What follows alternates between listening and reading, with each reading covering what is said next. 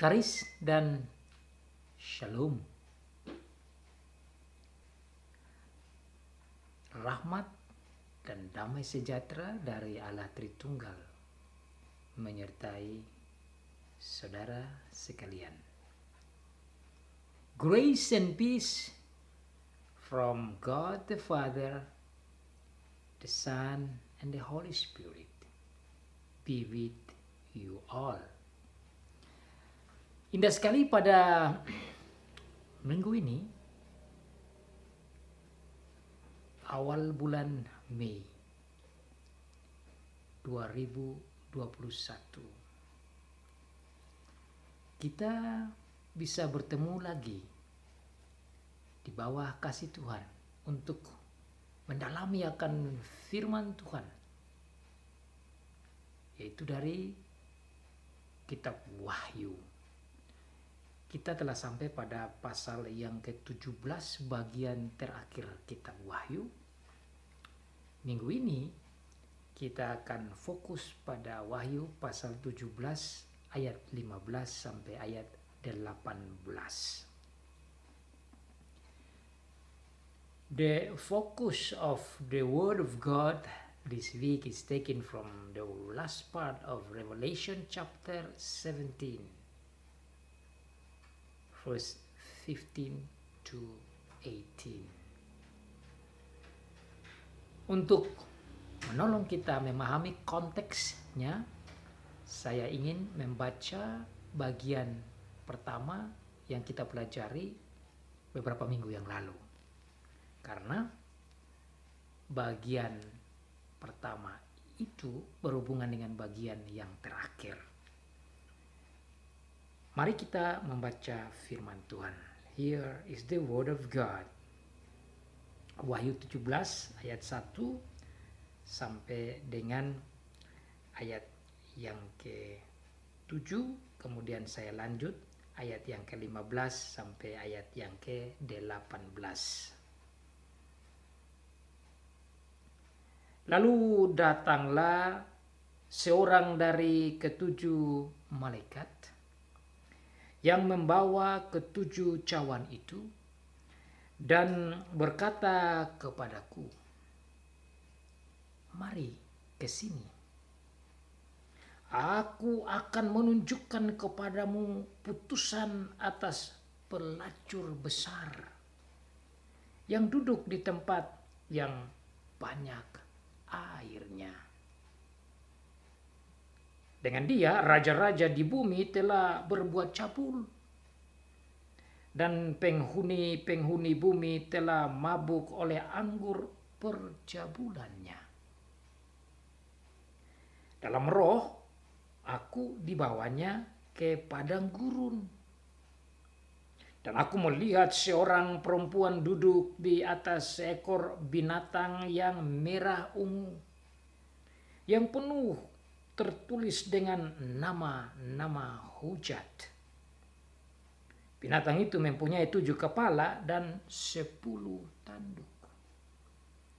Dan perempuan itu memakai kain ungu dan kain kermizi yang dihiasi dengan emas, permata, dan mutiara, dan di tangannya ada suatu cawan emas penuh dengan segala kekejian dan kenajisan percabulannya. Dan pada dahinya tertulis suatu nama, suatu rahasia. Babel besar, ibu dari wanita-wanita pelacur dan dari kekejian bumi. Dan aku melihat perempuan itu mabuk oleh darah orang-orang kudus dan darah saksi-saksi Yesus. Dan ketika aku melihatnya, aku sangat heran. Lalu kata malaikat itu kepadaku, "Mengapa engkau heran? Aku akan mengatakan kepadamu rahasia perempuan itu dan rahasia binatang yang memikulnya, binatang yang berkepala 7 dan bertanduk 10 itu. Kita lanjut di ayat yang ke-15 untuk fokus ayat kita. We jump to verse 15 as our text. Lalu ia berkata kepadaku, semua air yang telah kau lihat di mana wanita pelacur itu duduk adalah bangsa-bangsa dan rakyat banyak dan kaum dan bahasa. Dan ke-10 tanduk yang telah kau lihat itu serta binatang itu akan membenci pelacur itu, dan mereka akan membuat dia menjadi sunyi dan telanjang, dan mereka akan memakan dagingnya dan membakarnya dengan api.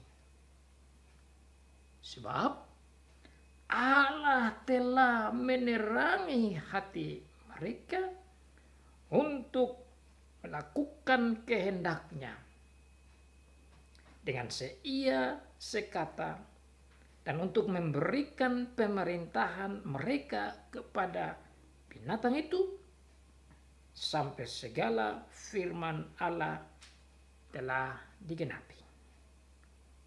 Dan perempuan yang telah kau lihat itu adalah kota besar yang memerintah atas raja-raja di bumi.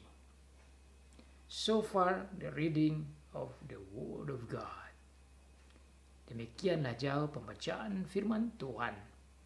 Diberkati bagi setiap anak Tuhan yang membaca, yang mendengar, dan yang melakukan firman Tuhan.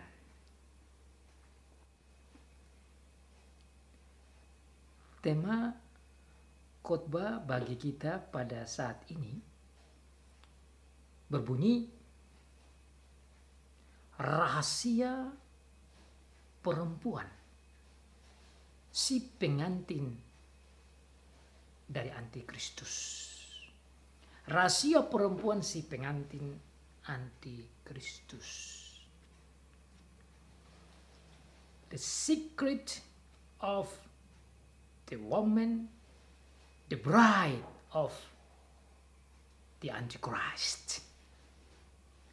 The secret of the woman, the bride of the Antichrist. That is the theme for us today from our text.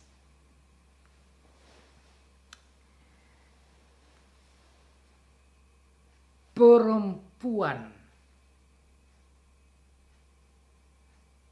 pelacur besar, Babel, yang duduk di atas banyak air, seperti dijelaskan dalam ayat 1 pasal 17.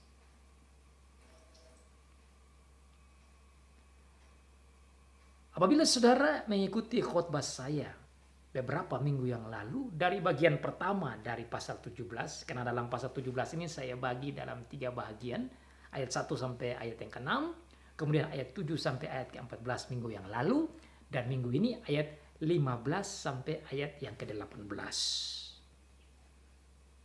Minggu yang lalu kita belajar tentang rahasia binatang si antikristus atau kerajaan antikristus. Seperti yang dikatakan oleh malaikat kepada Rasul Yohanes. Setelah itu malaikat menyampaikan kepada Rasul Yohanes tentang rahasia perempuan. Itulah saya ambil di minggu ini. Mari kita lihat di ayat ke-6 bagian terakhir dan ayat yang ke-7 untuk saudara memahami apa yang saya maksudkan. ayat 6 bagian terakhir dikatakan, dan ketika aku melihatnya, aku sangat heran. Melihatnya itu maksudnya melihat perempuan yang adalah pelacur besar, yang menggambarkan Babel, yang menggambarkan kota antikristus, kota iblis, kota yang penuh dengan berhala dan kejahatan dan kenajisan yang dikuasai oleh iblis. Rasul Yohanes katakan dia sangat heran. Bahasa Inggrisnya dikatakan greatly astonished. When I saw her, I was greatly astonished. Greatly artinya sangat besar. Terheran-heran sekali. Saudara, memang saudara dan saya tatkala membaca saja mungkin tidak terheran-heran seherannya Rasul Yohanes karena kita tidak lihat langsung.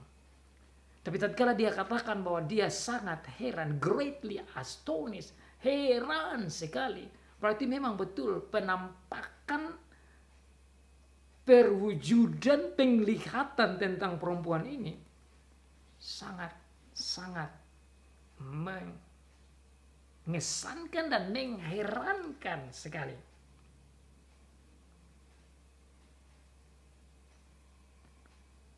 Karena penglihatan demi penglihatan yang ditunjukkan oleh Tuhan kepada Rasul Yohanes. Dan luar biasa saudara, Tuhan tidak membiarkan Rasul Yohanes terheran-heran saja secara luar biasa, tetapi lewat malaikat Tuhan membuka rahasia penglihatan itu agar supaya Rasul Yohanes tertolong dan mengerti dan bisa memberikan penjelasan kepada jemaat lewat tulisan yang Tuhan perintahkan kepadanya, supaya jemaat yang pertama membaca akan tulisan kitab Wahyu ini boleh terhibur dan dikuatkan, dan sekaligus bagi saudara dan saya pada saat ini agar bisa dikuatkan dan dihiburkan. Dan saya harap khotbah saya pun memberikan kekuatan dan hiburan bagi saudara di mana saja berada yang mendengar khotbah ini. Lalu kata malaikat itu kepadaku, maksudnya kata malaikat itu kepada Rasul Yohanes, mengapa engkau heran? Aku akan mengatakan kepadamu rahasia perempuan itu dan rahasia binatang yang memikulnya, binatang yang berkepala 7 dan bertanduk 10 itu. I will explain, I will tell you the mystery of the woman and the mystery of the beast. Then the angel said to me, why are you astonished? I will explain to you the mystery of the woman and of the beast, she writes, which has the 7 heads and 10 horns. Itu di ayat ke-7. Inilah yang membuat saya tergerak untuk memberikan tema khotbah kita berbunyi rahasia, misteri dari perempuan yang adalah pengantin dari antikristus, kerajaan antikristus.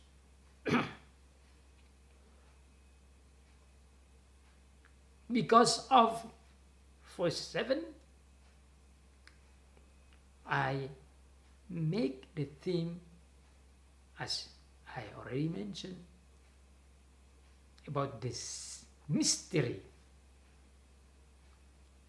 of the woman, the bride, of the Antichrist.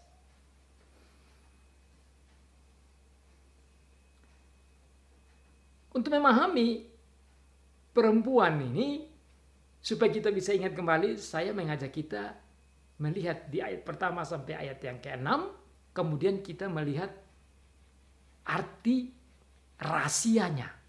Dan saya berharap untuk membandingkan dengan penglihatan tentang perempuan yang adalah the bride of Christ. Kita bandingkan dengan pasal yang ke-12 nanti tentang perempuan yang adalah pengantin dari Kristus. Dibedakan dengan perempuan yang adalah pengantin dari anti-Kristus. Jadi pasal 17 kita mau banding dengan pasal 12. Minggu yang lalu tatkala saya bicara tentang binatang, rahasia binatang, si anti-Kristus itu, kita harus banding dengan pasal 13. Nah minggu ini pasal 17 ayat yang ke-15 sampai 18, tatkala kita bahas topik ini, kita harus banding dengan pasal yang ke-12 yang juga bicara tentang the bride of Christ, pengantin Tuhan Yesus Kristus, yaitu gereja. Mari kita lihat dahulu perempuan ini. Siapakah perempuan? Kemudian kita lihat misterinya, rahasianya, apa artinya. Dikatakan dalam ayat 17 bahwa Rasul Yohanes diajak oleh malaikat Tuhan, salah satu dari 7 malaikat itu, dia berkata, mari ke sini, aku akan menunjukkan kepadamu putusan atas pelacur besar yang duduk di tempat yang banyak airnya. Jadi perempuan ini diumpamakan sebagai perempuan yang melacurkan diri, bahkan dia adalah pelacur yang besar. Dan perempuan yang pelacur besar ini diberikan gambaran yang luar biasa yang membuat Rasul Yohanes terheran-heran. Ada beberapa poin yang saya catat tentang perempuan ini. Yang pertama, dia ini duduk di atas banyak air. Yang kedua, dikatakan dia ini bercabul dengan raja-raja. Kemudian dia juga bercabul dengan penghuni-penghuni bumi atau orang-orang, rakyat banyak, masyarakat banyak di bumi ini. Yang berikut, dia ini duduk di atas seekor binatang yang berkepala 7 dan bertanduk 10. Yang minggu lalu kita telah pelajari tentang kekaisaran, kerajaan, raja-raja yang dilambangkan dengan binatang yang punya kepala 7 dan bertanduk 10. Yang berikut dikatakan bahwa perempuan ini punya pakaian. Nah ini sebentar kita banding dengan perempuan yang melambangkan gereja yang juga berpakaian. Dia punya pakaiannya begini. Dia ada kain ungu atau kain berwarna merah, kain kermisi, dihiasi dengan emas, dihiasi dengan permata, dihiasi dengan mutiara. Kemudian di tangannya dia ada pegang satu cawan emas penuh dengan kekejian, penuh dengan kenajisan oleh percabulannya. Kemudian juga dia itu di dahinya itu tertulis nama yang berbunyi Babel besar. Jadi dia itu adalah Babel besar, ibu dari wanita-wanita pelacur dan ibu dari kekejian bumi. Yang terakhir dikatakan bahwa perempuan ini mabuk oleh darah orang-orang kudus dan darah saksi-saksi Yesus. Ini adalah karakter, model, gaya, sifat, penampilan, jiwa dari perempuan ini yang adalah pengantin dari si antikristus. Dan perempuan ini disebutkan sebagai seorang pelacur besar dan disebut sebagai Babel besar. Yaitu nama kota yang bisa dibandingkan dengan kota Yerusalem, yang kota yang benar, kota yang kudus. Sementara kota Babel menjadi lambang kota kotor, kota najis, kota jahat. Yang nanti akan dijelaskan lebih dalam di pasal 18, 19, dan seterusnya berbicara tentang Babel itu. Nah sekarang saudara, saya mau banding lagi dulu dengan perempuan yang melambangkan gereja. Yaitu di dalam pasal 12. Baru kita masuk dalam ayat yang ke-15. Pasal 12 katakan begini, maka tampaklah suatu tanda besar di langit. Seorang perempuan berselubungkan matahari dengan bulan di bawah kakinya dan sebuah mahkota dari 12 bintang di atas kepalanya. Ia sedang mengandung dan dalam keluhan dan penderitaannya hendak melahirkan, ia berteriak kesakitan.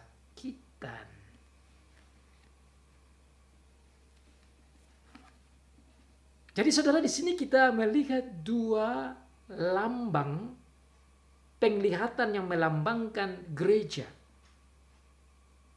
dan gereja yang palsu. Gereja yang benar dan gereja yang palsu. Gereja yang benar ini ditulis dalam pasal 12 yang sudah kita pelajari banyak minggu yang lalu. Sementara dalam pasal 17 ini berbicara tentang gereja yang palsu. Seperti gereja tetapi palsu.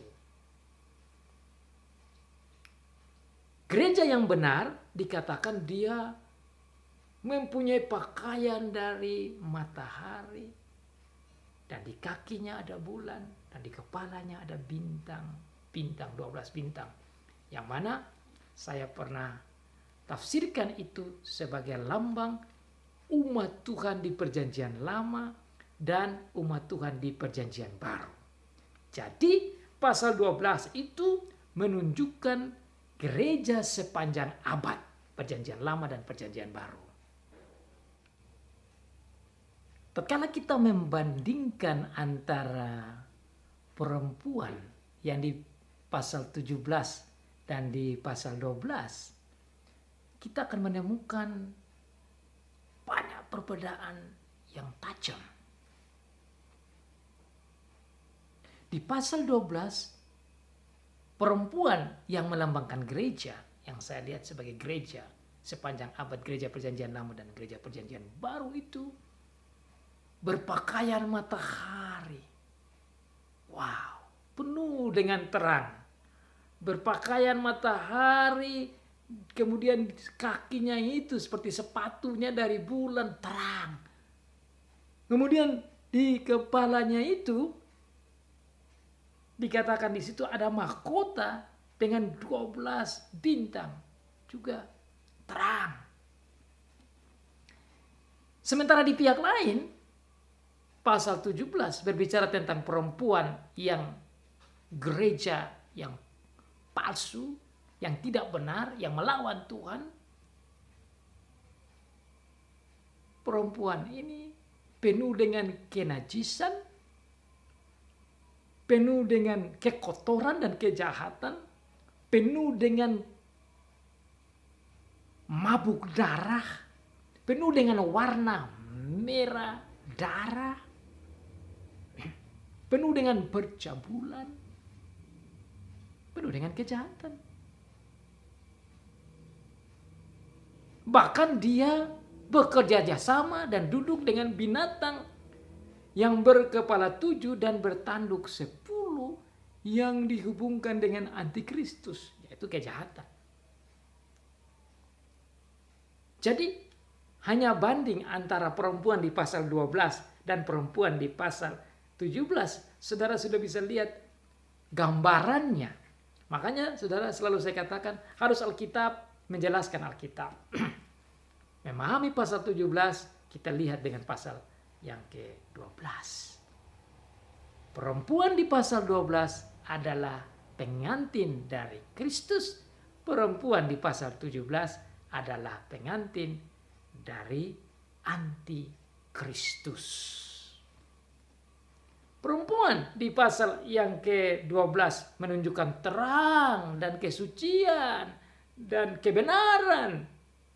Perempuan di pasal 17 berbicara tentang merah, darah, kekotoran, kenajisan, kekejian, penghujatan, dan semua yang bersifat dosa. Perempuan di pasal yang ke-12 menunjukkan dia sementara merasa menderita, berkeluh karena hendak melahirkan. Sementara perempuan di pasal 17 dengan gayanya mempesona, pakaian yang menarik dan dengan emas dan permata dan mutiara dan semua yang mewah-mewah itu ada dalam tubuh perempuan di pasal 17. Bahkan dia mabuk. Mabuk bukan dengan anggur tapi mabuk dengan darah orang-orang kudus dan saksi-saksi Yesus. Dengan demikian saudara kita bisa melihat perbedaan di antara perempuan di pasal 12 dan perempuan di pasal 17. Perempuan di pasal 12 itu mengarah pada Yerusalem, kota damai. Perempuan di pasal yang ke-17 mengarah kepada Babel, kota kejahatan yang penuh dengan kekejian dan kejahatan. Perempuan di pasal yang ke-12 diselamatkan dan dibersihkan oleh anak domba, yaitu Tuhan Yesus Kristus. Sementara perempuan di pasal yang ke-17 bergerak bersama binatang yang berkepala 7 dan bertanduk 10. Beda dengan anak domba Allah. Perempuan yang ada di pasal yang ke-12 mengalami peperangan demi peperangan yang dihantam oleh si iblis. Sementara perempuan di pasal yang ke-17 menikmati kemenangan dan sukacita yang bersifat jahat. Tapi pada akhirnya di dalam pasal yang ke-17, perempuan yang sebelumnya menikmati keindahan dan kesenangan itu, ternyata sampai kemenangan pun semu saja. Karena dia mengalami ketelanjangan, kesepian, kehancuran, and the end of this history of her. Bagian yang kita pelajari ini menceritakan perempuan itu yang di pasal 17 menjadi habis, bahkan dibakar, bahkan dimakan, bahkan hilang, bahkan lenyap. Bahkan perempuan ini dilawan kembali oleh binatang dan 10 raja-raja atau 10 tanduk yang diceritakan berhubungan dengan tanduk dari binatang itu. Nah, ini satu hal yang saya ingin perhatikan untuk saudara dan saya lihat sebagai hiburannya. Mari kita lihat di dalam teks kita. Lalu ia berkata kepadaku, semua air yang telah kau lihat di mana wanita pelacur itu duduk adalah bangsa-bangsa dan rakyat banyak dan kaum dan bahasa. Inilah rahasia pertama yang malaikat sampaikan tentang perempuan di pasal 17. So this is the first mystery, the secret, the meaning of the woman. Ini bagian pertama penjelasan tentang perempuan di pasal 17 ini. Dikatakan bahwa arti dia duduk di atas air yang banyak itu artinya dia duduk di atas banyak manusia. Pelacur itu duduk adalah bangsa-bangsa. Jadi, tatkala Rasul Yohanes melihat dia duduk di air, Rasul Yohanes pun tidak mengerti.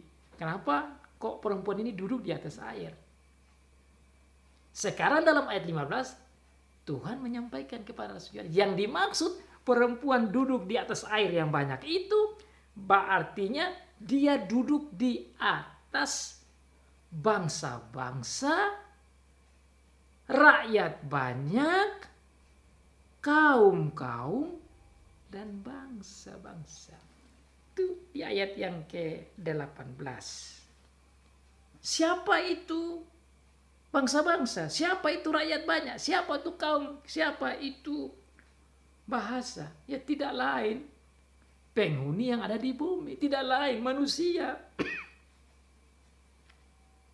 Dengan demikian ayat yang ke-15 ini memberikan kepada kita pengetahuan rahasia bahwa perempuan ini atau kota besar ini yang diarahkan kepada Babel itu mempengaruhi lapisan masyarakat yang ada di seluruh penjuru bumi.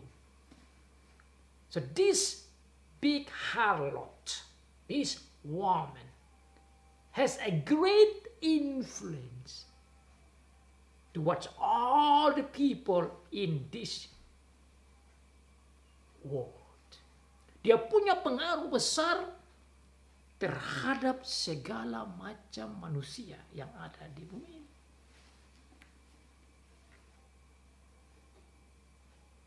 Tentu dia juga mau mencobai mempengaruhi gereja juga. Tetapi orang yang percaya tidak akan mengikuti dia. Dan mereka masuk dalam golongan perempuan pasal 12. Yaitu mereka yang percaya Tuhan Yesus Kristus. Berbeda dengan mereka yang tidak percaya Tuhan Yesus Kristus. Menjadi anggota kelompok perempuan pasal 17. Saudara, ini penting untuk kita pahami maksud Tuhan. Dengan demikian, pasal 17 bukan lagi bahasa yang bersifat simbolik yang susah dipahami. Sudah gampang dipahami. Perempuan itu adalah kota yang non-surgawi melawan kota surgawi yaitu Yerusalem.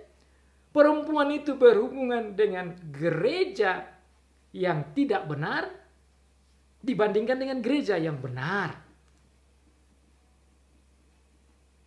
Perempuan di pasal 17 ini sebagai gereja palsu itu mempengaruhi seluruh lapisan masyarakat, bangsa, kaum, bahasa, rakyat banyak untuk menyembah iblis, menyembah diri, menyembah manusia, menyembah binatang, menyembah kerajaan yang jahat, melawan Tuhan Yesus. Mereka inilah yang adalah kelompok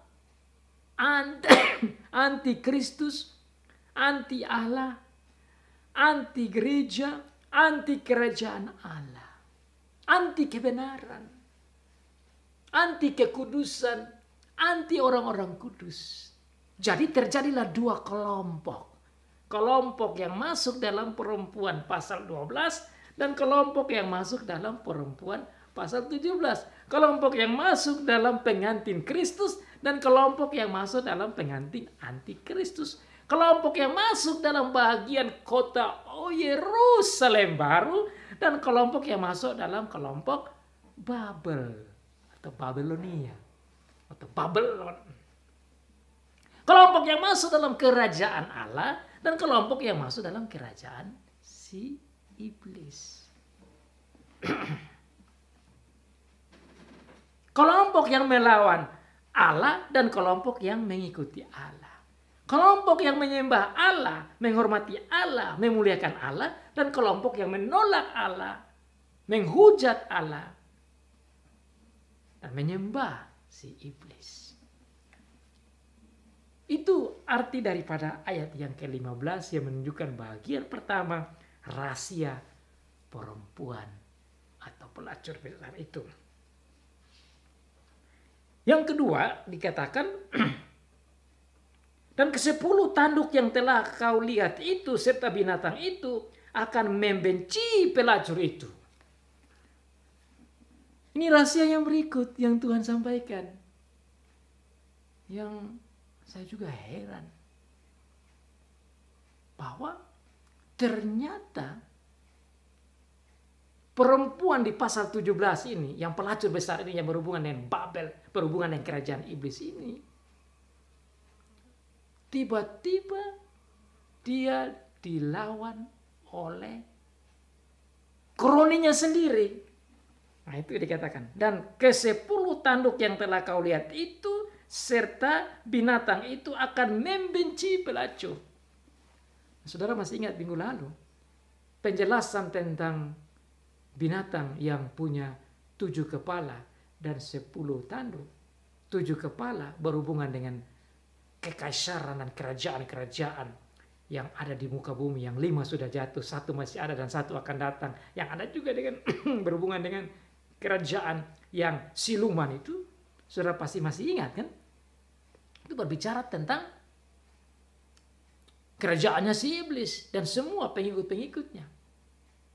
Dan bagian yang berikut dijelaskan tentang 10 tanduk itu berhubungan dengan 10 raja yang dipakai oleh si iblis untuk mengembangkan kerajaannya. Dan saya juga katakan saya tidak tahu yang mana itu 10. Tetapi dikatakan bahwa 10 tanduk 10 kerajaan itu akan muncul dengan cepat saja. Dan setelah itu dia akan selesai. Tetapi dalam pasal yang ke-17 ayat 16 ini dikatakan 10 tanduk atau 10 kerajaan ini justru mereka bersama dengan binatang, tentu bersama juga dengan kerajaan iblis itu, sama-sama sekata membenci pelacur. Wah ini satu hal yang luar biasa dan tidak dibayangkan. Bagaimana kerajaan iblis melawan kerajaan iblis. Bagaimana pelacur ini dibenci oleh kerajaan-kerajaan iblis yang lain. Dan saudara lihat di sana dikatakan bahwa mereka akan membuat dia menjadi sunyi, telanjang, dan mereka akan memakan dagingnya dan membakarnya dengan api. Ini menunjukkan konflik internal antara kerajaan jahat dengan kota jahat. Jadi bukan lagi kerajaan iblis melawan kerajaan Tuhan, gereja palsu melawan gereja benar, tetapi mereka sendiri berlawanan di dalamnya. So surprisingly, the kingdom of the devil against the kingdom of the devil. So they are fighting inside themselves, between themselves. Peperangannya itu 1 lawan 1 di dalam kerajaan jahat ini, kerajaan iblis itu sendiri. Ke-10 tanduk atau ke-10 kerajaan atau ke-10 raja itu bersama dengan binatang yang juga berhubungan dengan antikristus, kerajaan iblis. Mereka membenci pelacur yang adalah kota iblis. Kerajaan iblis melawan kota iblis.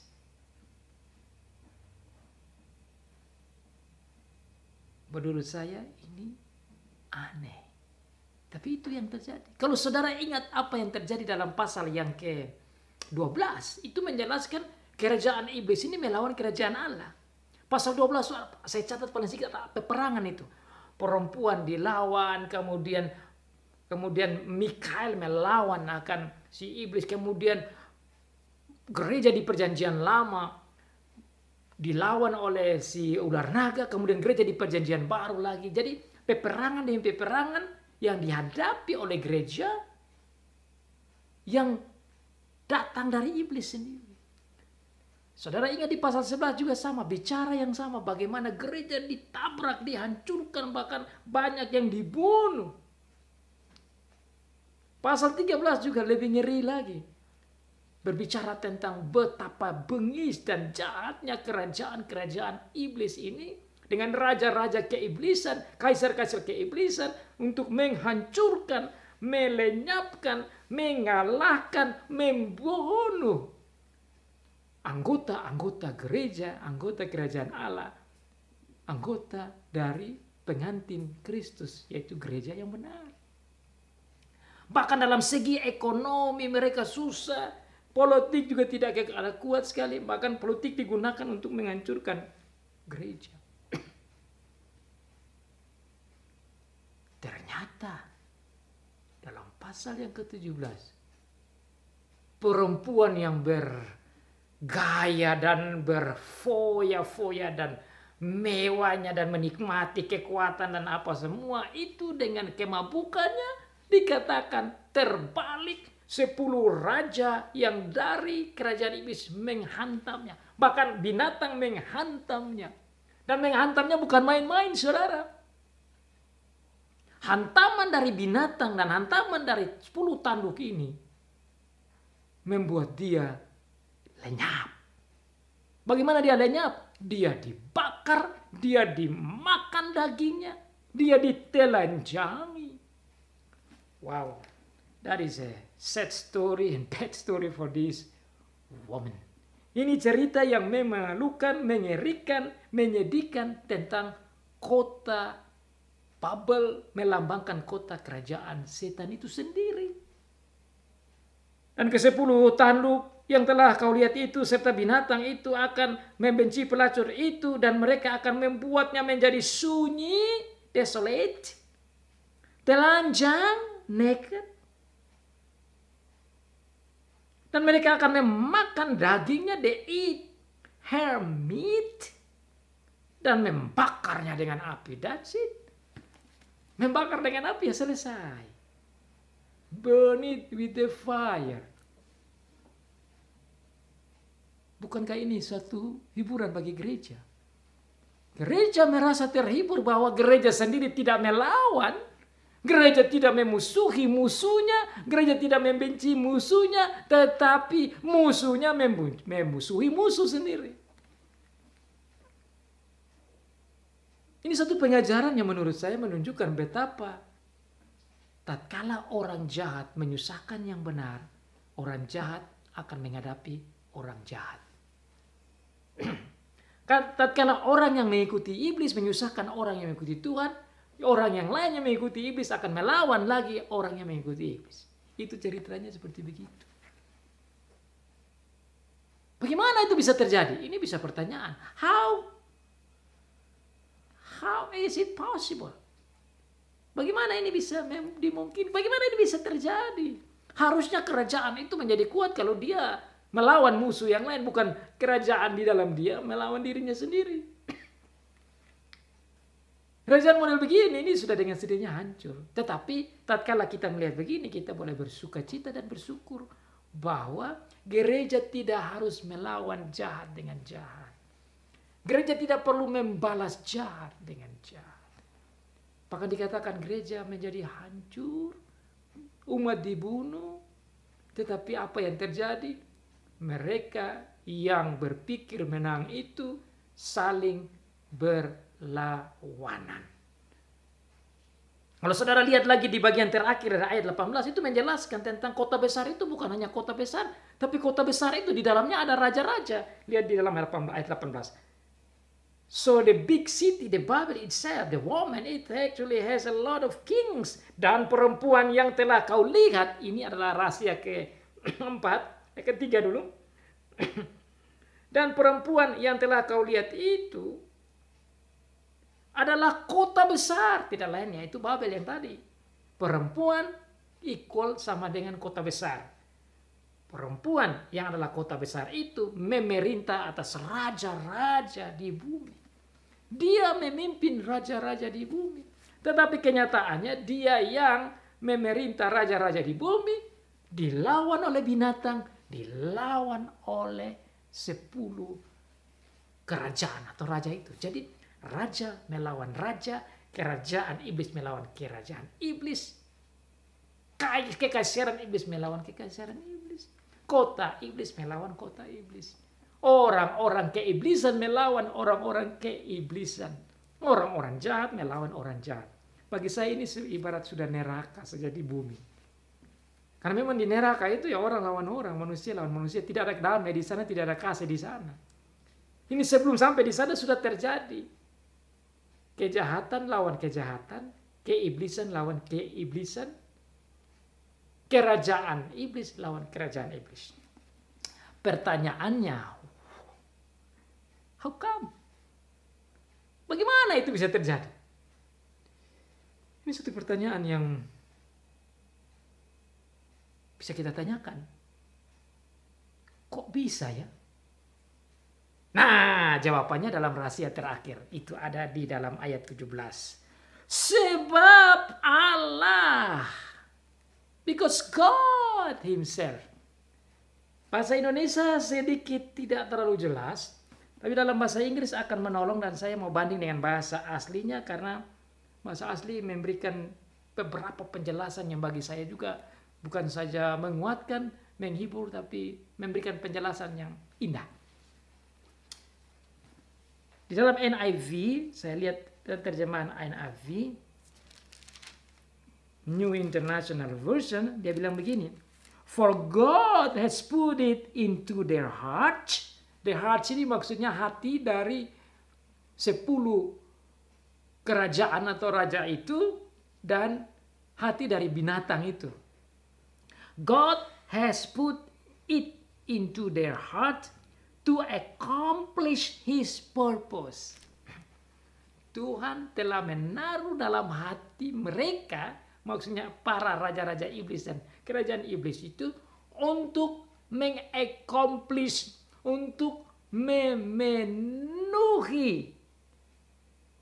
His purpose, tujuannya. Jadi Tuhan sendiri yang buat. Nah, ini yang luar biasa. Kita ini tidak bela Allah, Allah yang bela kita. Ini konsepnya luar biasa ya. Allah sendiri yang membela gereja. Allah sendiri yang melawan anti gereja dengan menolong melindungi gereja. God has put it into their hearts to accomplish His purpose by agreeing to give the beast their power to rule until God's words are fulfilled.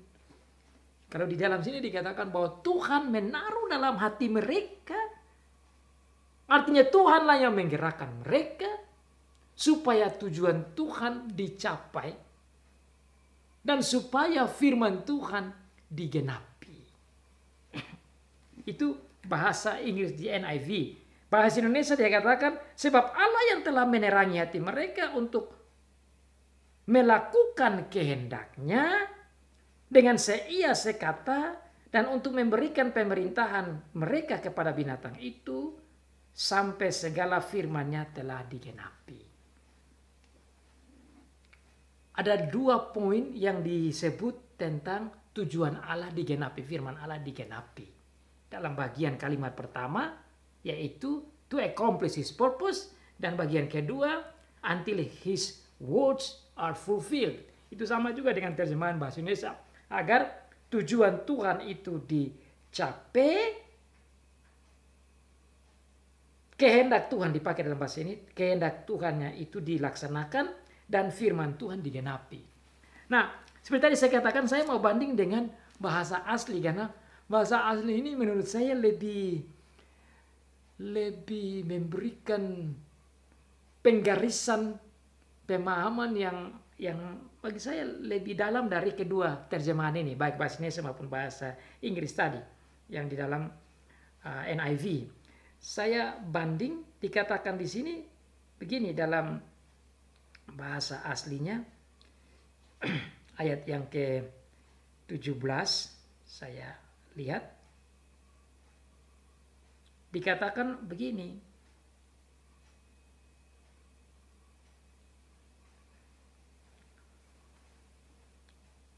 Hogar theos edoken eistas cardias auton polesai ten Gonomen. Ini bahasa orang Yunani, tapi saya mau lihat saja kata penting saja untuk kita, yaitu kata pertama itu gonomen, itu yaitu artinya purpose. Di NIV juga gunakan itu kata purpose. Kemudian yang satu dia bilang poesai, itu artinya melaksanakan, to do. Itu dua kata kedua yang saya mau garis bawahi. Jadi to do the purpose of him, itu poin pertama. Untuk melaksanakan tujuan dari Allah. Jadi binatang hatinya digerakkan oleh Allah untuk melaksanakan tujuan dari Allah. 10 tanduk, yaitu 10 kerajaan itu hatinya digerakkan oleh Tuhan untuk melaksanakan tujuan dari Allah. Jadi saudara, meskipun iblis ini dengan pengikut-pengikutnya melawan Allah, tapi Allah bisa memutar hatinya untuk melaksanakan tujuan daripada Allah. To do the purpose of him. Melaksanakan tujuan dari Allah. Jadi Allah yang adalah pimpinan gereja, yang adalah Allah dari gereja ini, dia bisa merubah hati dari kerajaan, pemimpin kerajaan iblis, dari raja-raja iblis untuk melaksanakan tujuannya. Satu contoh yang saudara bisa lihat, misalnya di perjanjian lama itu, Tuhan bisa gunakan kerajaan-kerajaan kafir yang tidak percaya Tuhan untuk menjadi alat dalam tangannya untuk datang mendisiplinkan Israel. Itu caranya Tuhan. Tuhan bisa rubah hati mereka dan mereka jadi alat untuk disiplinkan Israel. Tapi kemudian Tuhan juga bisa menghukum mereka kembali. Nah ini sudah terjadi begitu. Dengan demikian Tuhan ini menguasai semua. Jadi meskipun ada kerajaan yang begitu jahat, Tuhan bisa merubah yang jahat itu untuk menghancurkan yang jahat kembali. Itu yang saya bisa pelajari. Tapi ini poin pertama yang saya mau lihat untuk saya banding dengan terjemahan-terjemahan yang bagi saya poin ini menghibur saya untuk saya bagikan. Nah, poin yang kedua, jadi yang pertama, to do the purpose of him, melaksanakan tujuan dari Allah. Kemudian kalimat yang kedua dikatakan kai poesai mian gonomen, to do one purpose. Nah ini dalam terjemahan bahasa Indonesia maupun NIV tidak ada. Jadi kata tujuan ada 2 kali. Tujuan dari Allah dan satu tujuan. Jadi melaksanakan satu tujuan, ya satu tujuan itu tujuan dari Allah. Tapi kenapa saya mau pakai ini? Karena bagi saya ini, begitu tujuan Allah itu harus dilaksanakan dan tujuan itu adalah satu, yaitu dari Allah saja. Jadi sudah dua kata tujuan yang dipakai di bahasa asli. Kemudian di bagian yang selanjutnya dikatakan akri telesontai, until will be fulfilled the words of God. Legoito theo. Sampai firman Allah dipenuhi, atau bahasa Indonesia sudah digenapi. Jadi saya melihat paling tidak ada 3 poin penting. Ada tujuan Allah, ada satu tujuan, dan firman Allah digenapi. Dari 3 ini saya mendapat hiburan bahwa Tuhan sendiri bisa menggunakan orang-orang yang jahat, kerajaan yang jahat, untuk menjadi alat dalam tangannya untuk mencapai tujuannya. God himself can use his power to turn around the hearts of the devils or other evil people for his purpose. Jadi Tuhan sendiri yang bisa merubah hati orang jahat untuk melawan orang jahat. Yang melawan gereja, yang melawan Tuhan. Hanya Tuhan sendiri yang bisa buat begitu. Itu jawabannya. Mengapa kok orang jahat bisa lawan orang jahat? Mengapa kerajaan jahat melawan kerajaan jahat? Mengapa kerajaan iblis melawan kerajaan iblis? Mengapa binatang melawan perempuan? Mengapa 10 tanduk melawan perempuan? Mengapa para pengikut iblis ini saling berlawanan? Kenapa? Ya jawabannya, because of God turn their heart.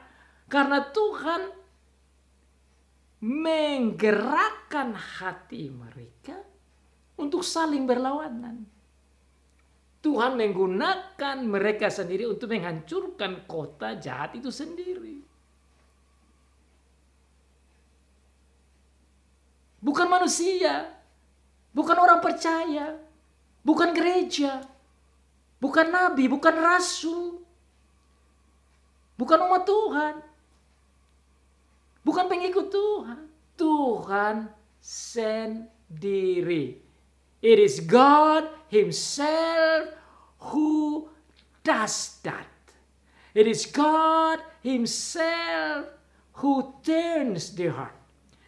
It is God Himself who makes them fight. It is God Himself who makes them fight and destroy themselves. Tuhan sendiri yang membuat mereka saling berperang. Tuhan sendiri yang membuat mereka saling berlawanan. Tuhan sendiri yang menggerakkan hatinya untuk menghancurkan kota itu dan pelacur itu. Tuhan sendirilah yang menggerakkan hati para raja-raja ini untuk menghancurkan kerajaan kota Babel yang jahat. Apa yang kita bisa tarik di sini? Wow. We have an amazing, awesome, almighty, great, wonderful, extraordinary God. Kita mempunyai Allah yang super luar biasa, yang hebat, yang perkasa, yang maha kuasa, yang bisa mengatur ini semua, saudara. Hanya Tuhan saja yang bisa buat begitu. Tuhan saja yang bisa kocar-kacirkan kerajaan iblis. Tuhan saja yang bisa menghancurkan kerajaan iblis itu. Tuhan sajalah yang bisa. Manusia tidak bisa, gereja tidak bisa. Apalagi yang kita bisa tarik dari sini? Luar biasa. Gereja melihat betapa dia memiliki Allah yang hebat. Gereja boleh melihat bahwa iblis itu tidak bisa kuat. Gereja boleh melihat bahwa Babel dan kroni-kroninya tidak kuat. Gereja boleh melihat bahwa si perempuan pelacur yang haus darah, yang membunuh orang-orang percaya dan pengikut-pengikut Tuhan Yesus, saksi-saksi Yesus, Tuhan Yesus itu hancur. Siapa yang kasih hancur? Tidak harus kita, tidak harus gereja. Tuhan sendiri. God Himself. What a wonderful, beautiful, amazing God we have.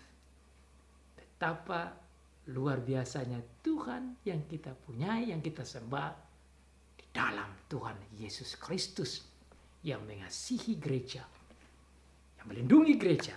Dan dengan demikian dia katakan, rubuhlah Babel, jatuhlah dia. Dia jatuh bukan gara-gara gereja lawan, dia jatuh dengan sendirinya. Karena dia bersama teman-temannya, kroni-kroninya saling bermusuhan dan berperang. Dan dia dihabisi, dibakar, dimakan, lenyap, sunyi. Telanjang, selesai. The end of the story. Ceritanya selesai.